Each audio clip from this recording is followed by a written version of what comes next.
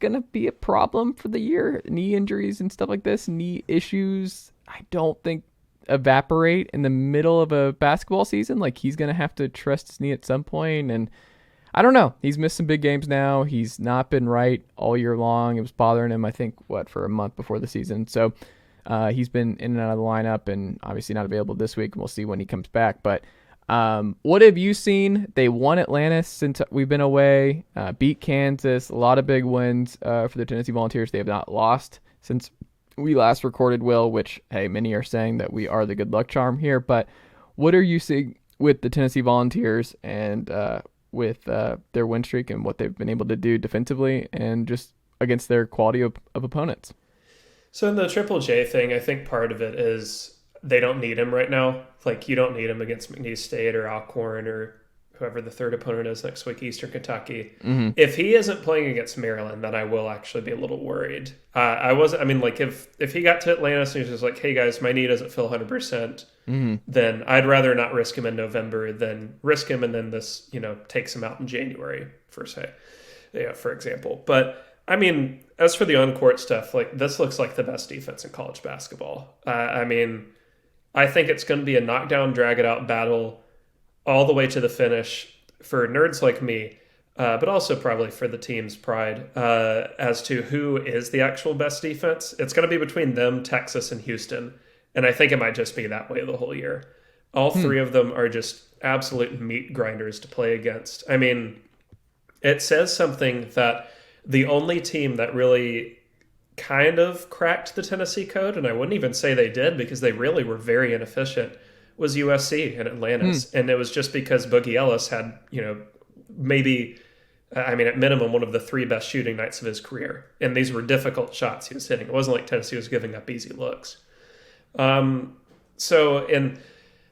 Kansas, I think we've kind of come to the conclusion Kansas might be down this year in the sense that Kansas is going to be like a 4 seed in March, which that's quite amazing. That's your down year, by the way.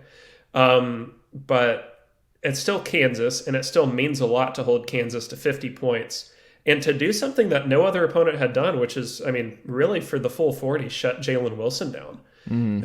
I think Jalen Wilson ended up 1 for 8 from the field, at least on jumpers. And Tennessee was just like, take as many as you want, man. Yeah, because they scouted it out before. They knew the thing you want is to let him not get to the rim, force as many jumpers as possible. And aside from that, they exploited, like, Kansas really doesn't have that third option beyond Wilson and Grady Dick.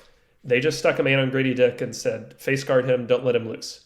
And Dick still had a couple tough shots, but the amount of good looks he got off was very, very minimal in that game. So I think that this is like the great golden mean of, an excellent system, excellent coaching, and a really experienced roster that's all coming together at the right time for, if this team doesn't finish top 3 in KenPom defense at year's end, I'd be a little surprised.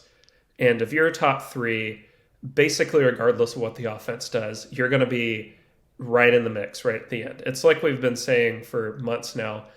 It's about the process. You just have to be good enough times, and eventually the coin's going to flip your way. Virginia learned this. Villanova learned this even.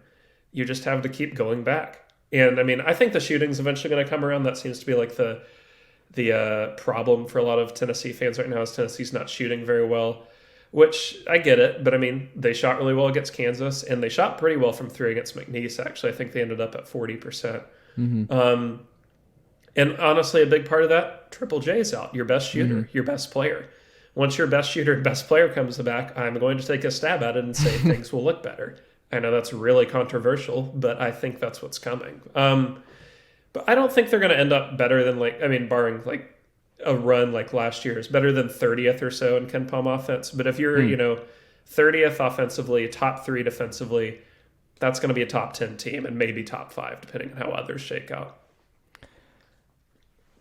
I think there's a possibility that Phillips is the best 5-star one and done in the Rick Barnes era. What do you think?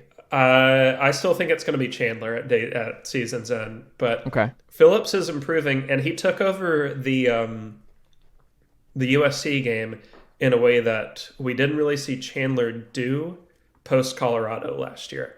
Like Chandler had some great games, but it was always like, oh, he's the 1A with Vescovy 1B, or he's 1A with Triple J 1B tonight. That was really just Phillips. I mean, no one else really stood out for Tennessee in that game. And part of that was just like they missed open shots. But, I mean, he looks like I would like for him to not airball mid-range twos like he did against McNeese State. But, I mean, freshman, he's going to make mistakes. And for a freshman, and honestly, compared from game 1 and 2 to right now, I am shocked at how with it he is defensively. I mean, against Colorado, he was the worst defensive player on the floor. He got played off the floor in that game. And you push forward 2 weeks, and he's locking down guys on Kansas's roster, locking down guys on USC, making huge defensive plays. And, I mean, he looks like, at minimum, like he's going to be, and we kind of have to, I think people sort of upscale their 5-star expectations a little bit based on the best outcomes. Whereas like his 50th percentile outcome right now is like good SEC starter. And that is terrific for Tennessee. You need good SEC starters to win games. And Barnes trusts him. I think there's just more upside. I think it's also just I think he's further along offensively than I thought he would be.